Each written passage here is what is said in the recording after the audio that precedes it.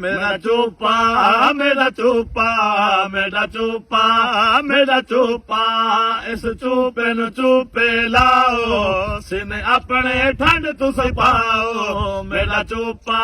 मेरा चूपा मेरा चूपा मेरा चूपा इनू हर कोई चूपे लावे चूपे लाउण तू ना घबरावे मेरा चूपा मेरा चूपा मेरा चूपा मेरा चूपा इस चूपे नु बाल चुपेंदे तुसा क्यों नहीं चूपे लेंदे मेरा चूपा मेरा चूपा मेरा चूपा मेरा चूपा इस चूपे नु चूपे लाओ चुपे लाउण तू ना घबराओ मेरा चूपा मेरा चूपा। जी दोस्तों कोई दोस्त इसका गलत मतलब बिल्कुल नहीं लेना क्योंकि असी इस लॉलीपॉप जिहड़ा है साडे हत्थ च इस चूपे की असीं गल कीती है मतलब कोई बंदा भी नैगेटिव ज़हन दे अंदर कोई मकसद ना लियावे।